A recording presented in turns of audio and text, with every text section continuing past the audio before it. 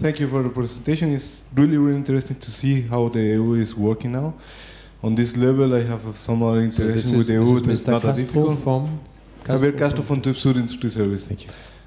And I have one specific question. You mentioned at some point that the PEF actually does not cover everything. And I assume that you were referring to the social part of any product or any activity, or there is something specific that is in the mind of the Commission that the PEF is not covering. That I would like to know, because I know that the social part is not really covering the PEF. Mm-hmm. Thank you. We maybe have another question. Yes, Michael? Just there. Michael Holmes from RDC Environment. I was a little bit surprised by the fact that there will only be 6 pilots, because the testing period is a 3-year period, which is quite long, and then after you will analyze it, and then after only policy. And during this long period, there will only be 6 pilots, which is for me very small. Mm-hmm.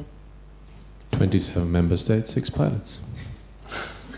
And the third question? Yes. Terry Thiel with the Lubrizol Corporation. Could you provide your thoughts on the impact of this on the disclosure of confidential business information? Okay. Okay, I think we leave it for here, Michael. Yeah. Okay, let's start from the first question. PEF is product environmental footprint, and it's clear it's only about environment. So it was a discussion we had at the beginning. Are we going to cover sustainability, or are we going to cover only environment? At the end of the day, the decision was to cover only environment, not because sustainability is not important, but because in order to be pragmatic, we also have to acknowledge that for the time being, we are not able to measure from the life cycle perspective the social pillar of sustainability. The first guidance on life cycle social assessment is dated 2008 from UNEP, and we are still, I would say, at the infancy of that process. We see that coming as soon as we will have a more stable way from the methodological perspective and data, because what is really missing is data, then it will be the natural evolution of these approaches to be more comprehensive, looking also at the social pillar.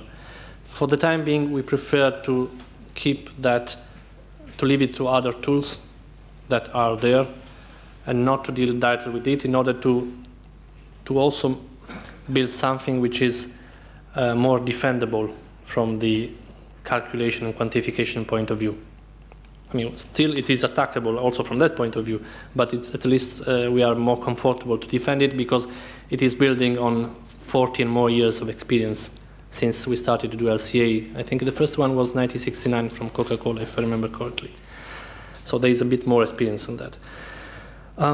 The second question from Michael, I'm not saying that 6 will be the number of pilots that we will run. 6 will be the minimum number of pilots that the Commission will lead. But if I have to count all the expression of interest that I've collected until now, and I divide it by 3, assuming a death rate of 2/3, I would forecast at least 20 pilots during this time. It's not the 168 that France was able to do, but of course they are much better than we are. So we will probably be able, under the first wave, to have about, I would say, 20. We will surely get more than that in terms of requests, but the point is that, as I will explain tomorrow when talking about the governance, even if a pilot is led by industry, still it will involve resources on our side to follow it. And we don't have infinite resources. I mean, the crisis is eating hardly also the Commission in terms of resources. So that's why we have to limit probably no more than 20 per year. The third question was, can you remind me? The confidential, yeah. That will be the issue, one of the issues that will be managed by the technical help desk. The technical help desk during the pilot will also work as a data manager, which means that all the information that industry will consider to be confidential will be only managed by that independent party, and there will be non-disclosure agreements signed between the technical help desk on behalf of the Commission and the industry. Because one of the, as I will say tomorrow, one of the novelty of this pilot is that it will include a representativeness clause, which means basically that all the major stakeholders will have to collaborate and be around the table. And this, of course, includes some antitrust rules that we have to follow, and of course also confidential information has to be dealt in a specific way. So during the pilot, it will be the help desk to work as data manager. Then when it comes to what will happen after the pilot, of course, the details of that will depend on the specific policy application that will be linked to the PEF. Because, and I want to stress it again, PEF is not a policy per se. PEF is a tool, like all the other methodologies. Then the policy is something different. The green questions. Yes, my name is Martin Glöckner. I'm working for Association for Construction Chemicals, which are construction products. And you know, in the field of construction products on CEN level, we have developed already a harmonized product category rule for construction products based on a mandate of DG Enterprise, and which is, from my point of view, already a kind of European harmonization. And my question is if these kind of EPDs will be accepted as such in the PEF initiative, or will that be maybe a part for the pilots to check if these EPDs will fit into the PEF initiative? Paul? My name is Paul Bruin from Heineken, a beer company. My question was, looking at the timeline till 2016 and beyond, what will happen in between in Europe with all these carbon labeling initiatives, for example, like in France? I think this we postpone for an hour to Sylvain, who speaks just after the break. Is that okay, Paul? David?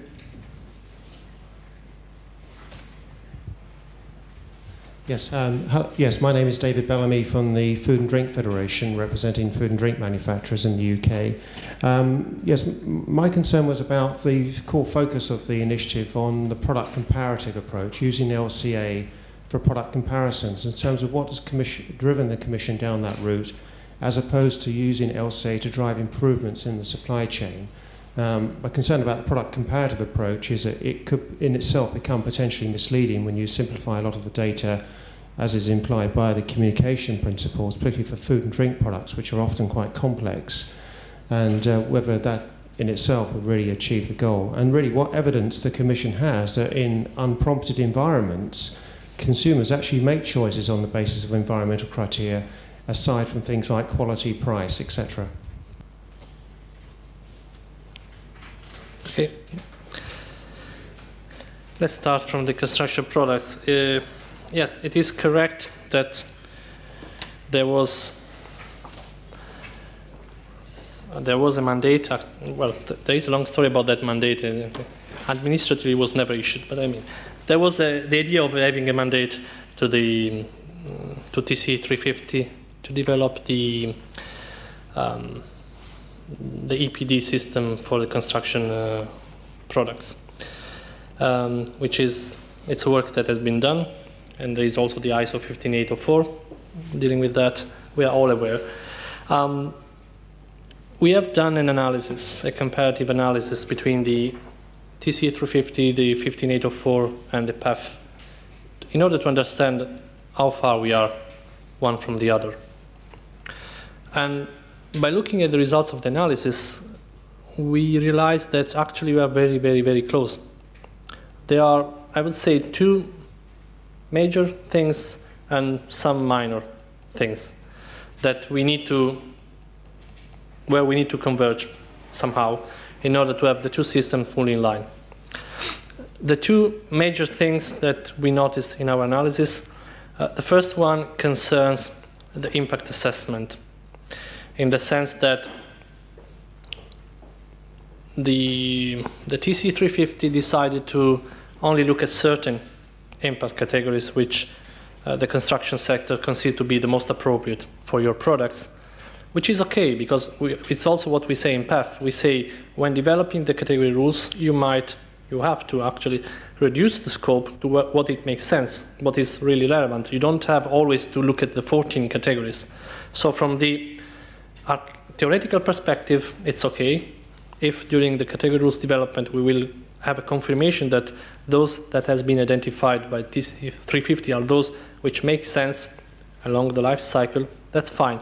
The problem lies more on the methodologies for the impact assessment, where some of those which have picked and chosen by TC 350 are not those listed as best available practice from PEF, coming from the LCD handbook. And I don't think we need to get into the details of the CML and all the other stuff, but I mean, by changing the impact assessment method, it would be one way to align the two methodologies on that ground. The second is how you deal with the module D, the recycling, where there we have a different vision and different approach. Now, I'm not fully aware of all the reason why in the discussion TC 350 it was decided to keep the module D as optional. Could you say one sentence more for just not too much technical things? Basically, and correct me if I'm wrong, in the TC 350 you look from the cradle to the end of life, excluding the recycling part. Is it correct, Rana? Why? Well, then maybe Rana can explain that better before I say. Go ahead. I mean, you look at all things, but you keep them separately. So you keep all the life cycle stages separately, which is one of the reasons why at the end you end up with a whole range of indicators, actually. For the recycling and credits to the fact that you do recycling, the problem we saw is that you are not allowed to aggregate those figures into your totals. So they are kept separately. If you accept that there is recycling and there's a credit to give to recycling, then I do not understand why you have to keep it separately, because then you lose it again. So it's the same as you would not look at it. Okay, so thank you, Rana. These are the two things that we see as I would say, what really currently doesn't allow to say TC 350 and PEF are the same. Is that an obstacle which we cannot overcome? Absolutely not. And that's why we think, but this is again our opinion, that the pilot would be exactly the right moment in time to say, okay, this is the work we already done. How can we reconcile it so that all this work, resources, time invested is not wasted?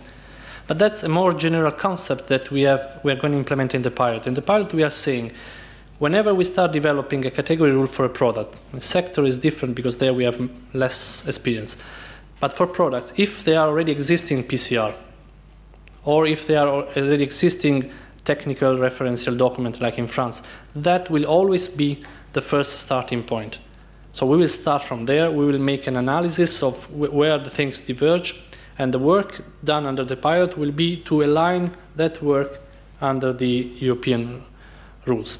In the case of a construction products, really there are very few probably things that have to be changed. We have to also look into the quality of data, where probably, but again, I don't expect things dramatic there. So our expectation is that we hope that construction sectors. I already had a couple of meetings in the last days with people coming from your same sectors, that they will propose pilots, maybe more than one product group, and then so that we can start in practice doing this alignment work. Then there is the more general question, which is how we define the scope, because I mean, construction products is a part of the building, and the methodology should look at the entire building, not only at its component. And again, there is where probably we need to discuss more and see how we can align the way we define the scope for the single product and how that it fits with the use of the product in the building. So that was my short reply to the first question. Maybe we give Paul, he had also a part in his question with the non-French carbon labels. So this question from Paul was, what happens to all the carbon labels? Maybe you have a quick answer. Leave the French to Sylvain. Yes, the quick answer is that nothing will happen. In the sense that everything is voluntary. for the time being. We have kind of expressed our concern. We have suggested to everyone to consider the possibility of using this method. We have indicated some principles of good communication. So for us, it will be, for the time being, more a wait-and-see attitude to see how things react. Of course, if someone will come to the Commission and say, look, I've done this work, this is the way I communicate, it will be natural to us, not only DG Environment, but all services, because this is Commission initiative, is not DG Environment initiative, to ask, okay, but why you didn't use the European method? Explain us why you've gone for another way, another decision. So it's kind of, we have started challenging the other labels to justify that the information they provide is in line with what we consider to be the best practice in this field. What will happen after, again, I don't want to preempt the discussion. It will be after the pilot that we will consider the need eventually to issue stricter regulation on that. But for the time being, is not on the table. Why going for comparison in general? Why going for comparison for food products in particular?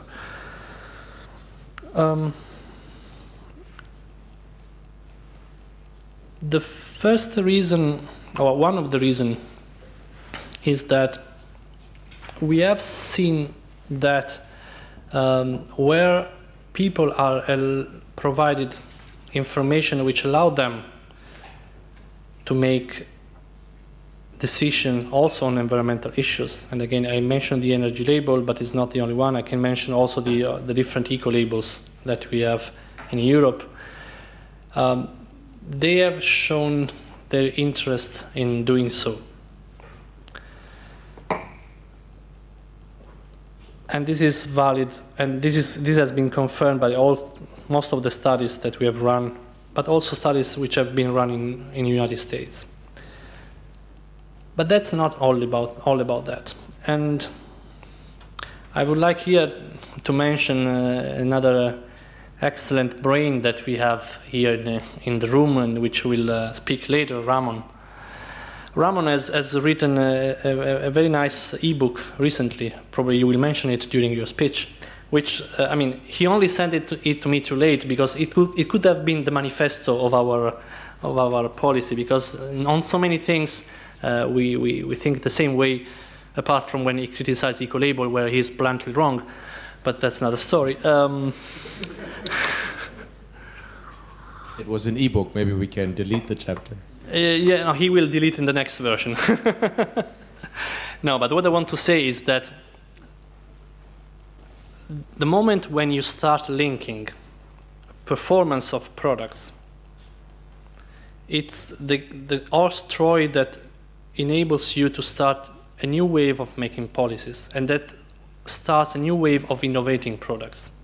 He mentioned the example of the CO2 in car, but I don't want to say more because probably he will use it in his presentation. But keep your ear open when Ramon will speak. But what I want to say is that if you are able to find a way to provide information which is sufficiently correct and keep the uncertainty sufficiently low, that could become in future a way of linking things like incentives, like all forms of incentives, to maybe shift the taxation from labor to resources. It could become a way of starting to internalize externalities. I mean, this is a far-reaching speech. I mean, it's not something that we can get tomorrow.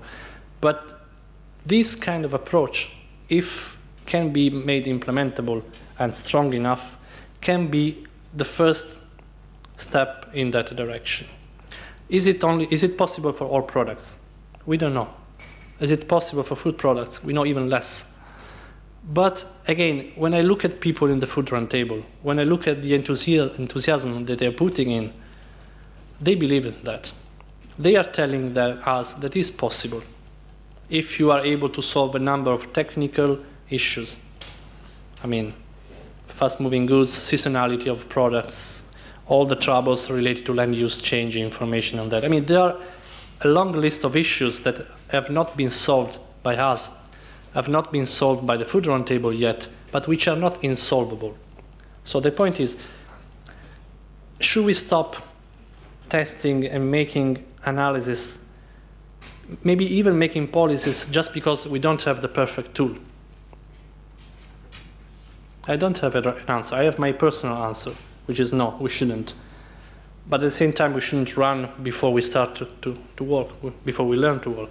So that's why we keep saying, let's test, let's try together, let's push the hurdle as much as we can, and then we stop where we acknowledge that we are doing things which are then incorrect.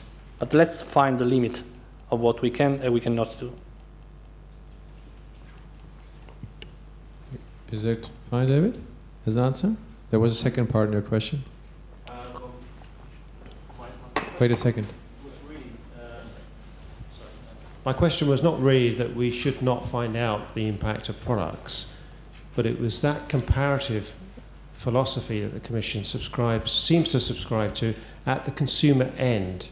And if you look at the communication principles, it's all about displaying information in simple, understandable format, rather than using that information in the supply chains to drive the improvements we want to see.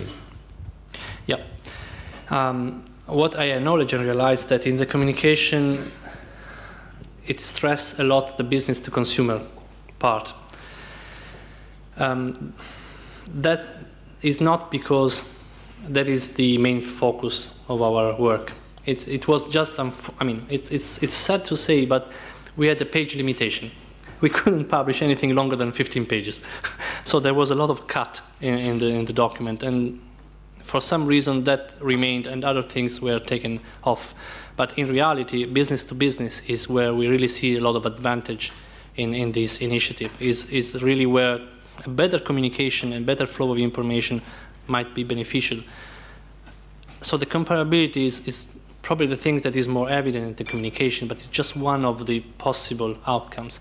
There is a lot of more that can be gained in terms of better designing of products, greening the procurement part. Public procurement is another huge potential market outcome for this work. Good, thank you. Next round of question. I saw Mark before, yes? Moritz? As life comes always in 3, I would like to see. Otherwise, 1, 2, sold. Rasmus, third question. Mark first. Okay, Mark Goedkoop, Ray Consultants. I was intrigued by the 2016 evaluation. Against what kind of criteria will you call this a success? Is it scientific, the reliability, or greening up the environment, or less confusion among consumers, or what are the success criteria for in 2016? It's not an easy question, I realize. I never got an easy question from you, Mark.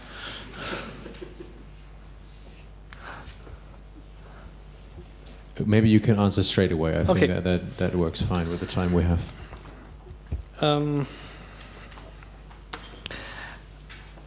I haven't drafted the terms of reference for that evaluation, so give me time for that. But there are 3 major objectives of the pilot, which, as I said, the first one will be, is it possible to work together, the different stakeholders, and write rules where everybody agrees, and rules that make sense in a time frame which is within our life on this earth, and at a reasonable cost from the process point of view. That is the first objective of the pilot. The second objective of the pilot will be verification. Is it possible to set up a verification process in terms of ex ante and ex post verification, which allows us to be sure that whatever information is produced, it is reliable and it is traceable? Because that is the problem, the traceability of information. I just want to be more explicit. Eco-design directive, one of the most powerful piece of legislation that we have. It is working because it allows you to plug in things and measure if that is the real performance that they have. You cannot do that with LCA. There is no plug where to put your study. So if you want to use LCA in policy making, you have also to set up a system that guarantees bulletproof that information is correct, the calculation has been done well, but also it is linked to exactly that raw material, not another one. So verification, can we set up this method? Third objective of the pilot will be communication. Business to business, business to consumer. Is it working? The different way of communicating that we will pilot, we will test, how feasible they are from the technological point of view and how consumers will react to that, because the part of the pilot on the final product will be in real shops, so with real retailers, with people really being faced to the information, deciding to buy or not to buy. These three elements, and to this we will have to add also the link to competitiveness, small, medium enterprises, the link to trade, WTO rules. Are we providing all the tools to developing countries, not to be put aside, but to be put at the center of the stage and to be able to work with us? There will be the issue of the overall cost in terms of maintenance of the system, for example, life cycle data, secondary data. I mean, again, we will mention this tomorrow, but there is a principle in policy legislation, in EU policy making, that if you have a legislation, especially a mandatory one, but also voluntary, which relies on secondary data, you cannot have them coming from commercial databases. They have to be available for free to everybody, which means that if we in the future we'll have PCR linked to a policy, we have to find a way to provide the secondary data for free. At which cost? That is something that also will have to be analyzed and discussed. So these are some of the criteria against which we will evaluate the success or failure of the pilot.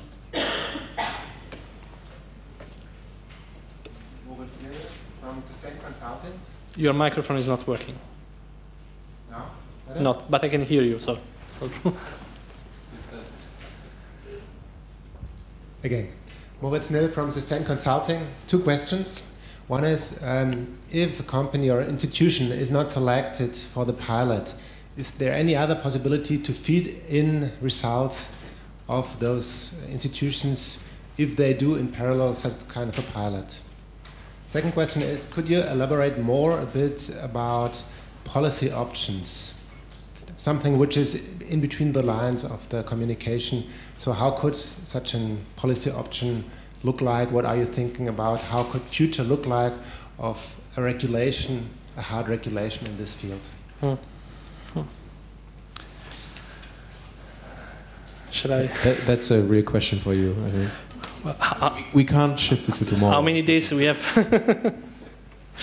I will start from the easy one. What if not selected?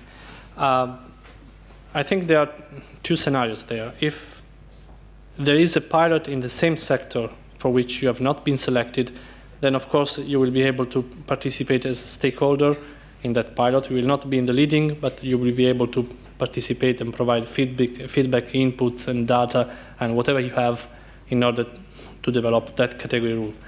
In the other case, if there is no pilot selected for your program, I'm afraid that I don't have an alternative to offer for the same reason that we have limited resources. So within the pilot, we cannot follow all the processes. So either you will have to reapply for next year, or you will have to wait that the pilot is over when we will have a set of rules that then will be self-applied by whatever organism it will have to apply it. If there will be a private scheme or public scheme or no scheme, that is part of your second question on the future policy option. So unfortunately, I don't have a way out if you're not selected. But of course, we will try to select a range of products which is wide enough to cover all different sectors, as we did in the first pilot, where we had 10 very different sectors covered. Policy options. It's extremely difficult to say now what will happen in 5 years' times.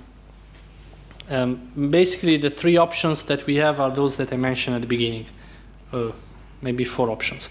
The first option is that the pilot will fail, so nothing will happen. The second option is that the pilot will not fail, so we have to think how to internalize this method into policy making. And there I see the 3 options. The first option is that we already have a number of policy-related tools, like the EU eco-label, like eco-design, like green public procurement, energy label. We might mention the organic label, even if organic label is something different. Okay, let's forget about the organic label for the time being. Let's stay on the 4 I mentioned. So GPP, eco-label, energy label, and eco-design. All these methods are based on life cycle. Well, the energy label actually is only looking at the in-use phase, even if they are now considering changing that for the revision of the energy label.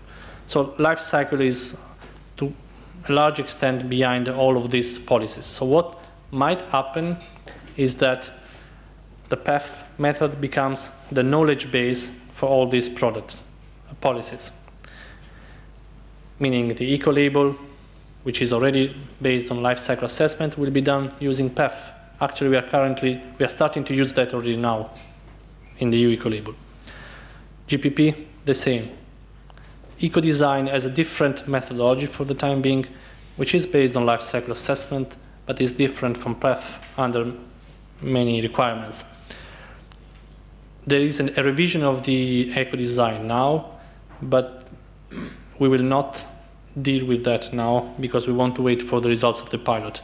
In the next revision cycle, which probably will be around 17-18, if PEF has proven to be solid enough, we might consider using PEF as knowledge base for defining the eco-design criteria.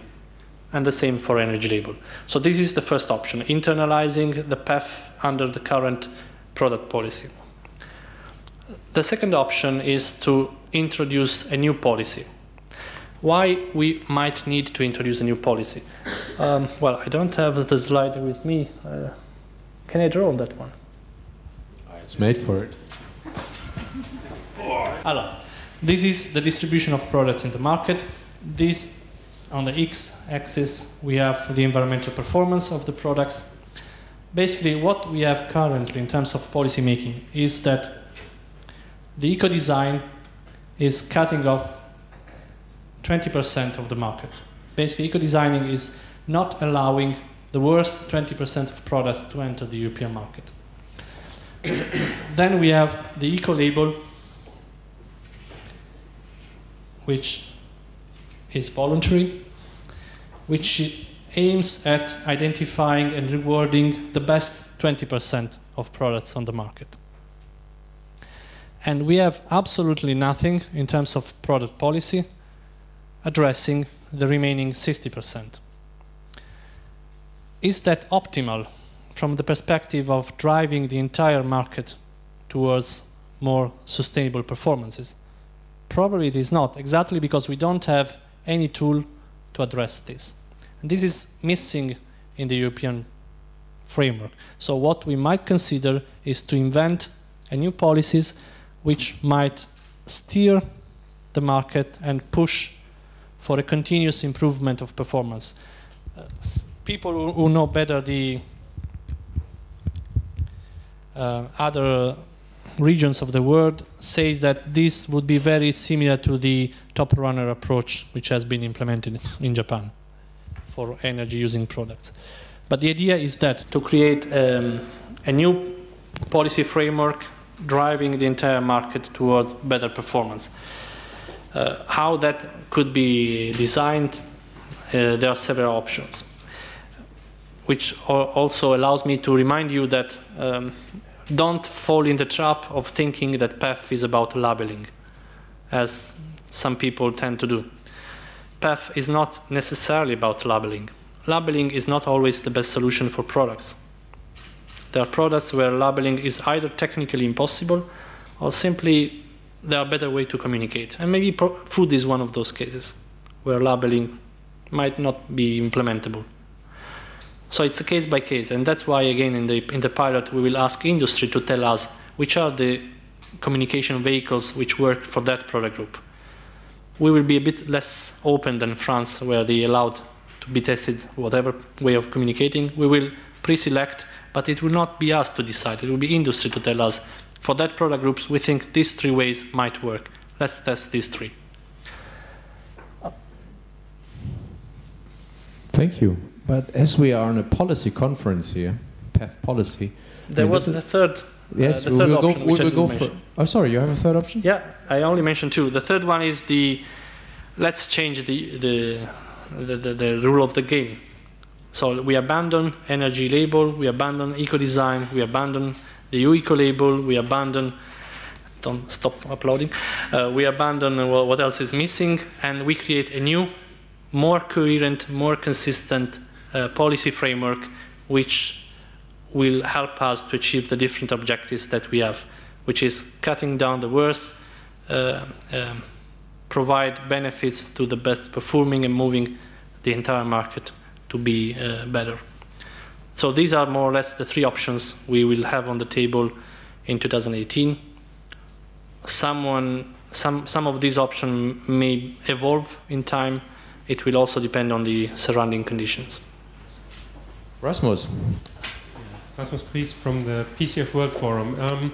You mentioned the importance of weighting, and you also speak about like overall environmental performance, and perhaps you could just state something like, what do you have in mind? Like, is it like something single scope? Because in the PEF methodology so far there's no weighting methodology proposed, but it's coming up somehow. So at what time will you think about it? Will it be an important element, and how do you go about it?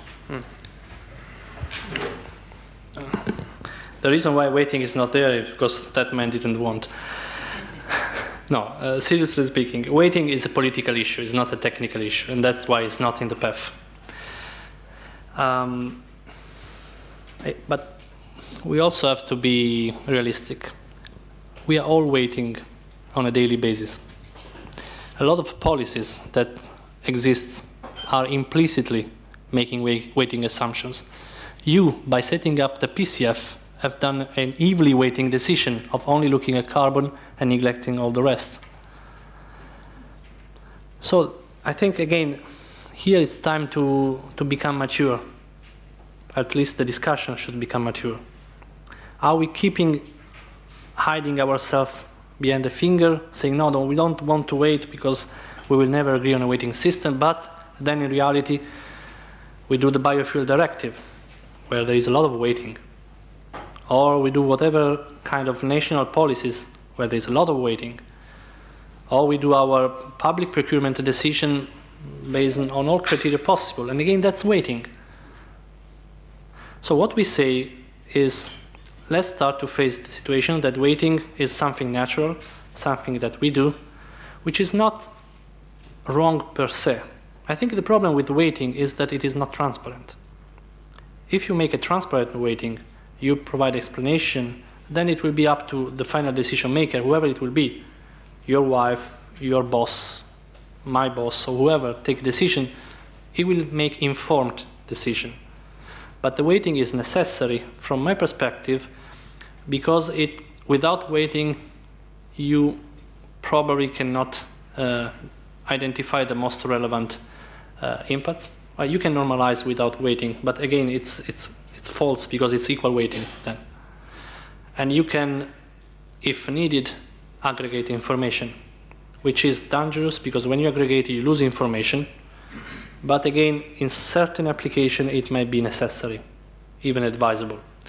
So what one of those consultants say in the interpretation guide, in the misleading interpretation guide, don't wait, I would think there we disagree.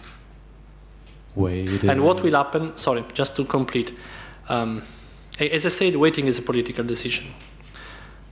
One of the satellite actions that the Commission will do, we will launch a process to start the discussion at political level on a European weighting system. I don't think we will get there easily, not within the time frame of the pilot, but we think that is time to start that discussion and see how it develops. Gertrude Birk. I'm from NEPCON. We're a small certification body and Danish-based certification body. Could you maybe, I might have missed this, but could you elaborate a bit on the role of certification or verification bodies in the pilot phase?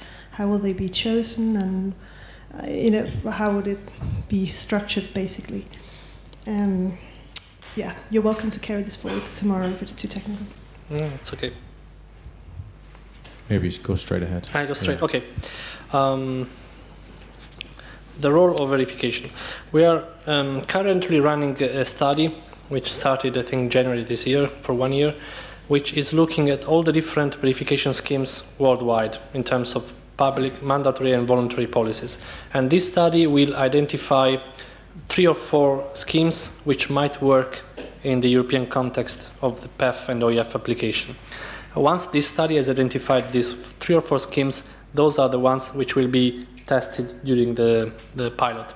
What will be tested in particular?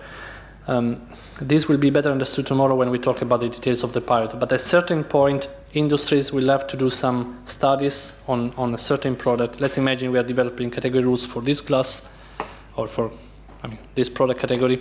At a certain point, certain industry will have to implement the draft PFCR. That is the part of the process that will be verified in terms, again, of implementation of the rules, implementation of the right implementation of the calculation rules, and traceability of the information, according to these 3 or 4 schemes that we have pre-identified. How we will select the verifiers? We will soon launch a call for tender. Again, the draft text has been already prepared. It's now in the administrative pipeline. So we will have one or a consortium of verifiers, verification bodies, which have to be accredited in order to do this. So it will be a central, one institution doing all the verification within the pilot's timeframe. Thank you. Terry? Terry Thiel with the Lubrizol Corporation. Going back to your bell curve on environmental performance, there is also a bell curve around traditional product performance. And within a given product category, not all products are equivalent. Some, not only do they perform better and worse, but certain products may have more attributes than another product. Let's say a shampoo that not only washes your hair, but addresses dry scalp or something like that. So I've got multiple product value in a single product versus a simpler product. Could you give me your thoughts on, from a product category standpoint, how you align performance in the environment with the traditional performance characteristics so that the customer appreciates the value package the customer is getting? Very good question. Multifunctionality is it will be one of the challenges when defining the scope of the product groups. Because as you said, for shampoos, at least we can identify the main function. Then there are attribute functions. But there are products where there is not a single major function, but there are several properties. The discussion at that moment in time will be within stakeholders producing those kind of products, how wide or narrow they want to define the product group and the scope of that, because that is then related to the comparability or not. So with what are you comparing that product? There is not already a predefined solution in the PEF. PEF says that, of course, that is to be discussed in the PFCR. So it's kind of delaying the discussion at the stage where it makes sense, so with the people using and producing that product. So it will be at that moment in time that this will be discussed, how you take that into account. Probably my personal opinion, but then again I look at Arana, is that you have to try to select what is the most relevant property. So what is the major property recognized by your stakeholder or final consumer, in that case, why they are buying that product, and then build the scope around that and see where you can then cut in terms of multi-properties. One question is regarding the development of the PCR, because your second option was to reinvent new policies, but without knowing which type of policies you have in mind, it's difficult to know how far we need to go in the PCR development, because it's a little bit the same in French. Without knowing how we will communicate, we don't know how far we need to go for the data quality assessment, how far we need to go for the specificity of the requirement, for the verification process, and like this. It's a little bit like in French we say la poule et l'œuf, but there are very light PCR, there are very detailed PCR, and for me it's clearly linked with the type of policy you will build. Chicken, egg, chicken, egg, chicken, egg, chicken, egg. I like both. Yeah, you are right, but at the same time, it's easier to simplify something complex than to make it complex something that starts lighter. So probably in terms of approaching the pilot, the spirit for the development of the PCR will be, let's try to make them as comprehensive and stable and solid to be used in the worst case scenario, which is the mandatory, because then whatever lighter use, it will be easier to simplify. Thank you. Is there any question from this morning or that came up that is not strictly related to Michele? Maybe let's give him applause first. He answered every question.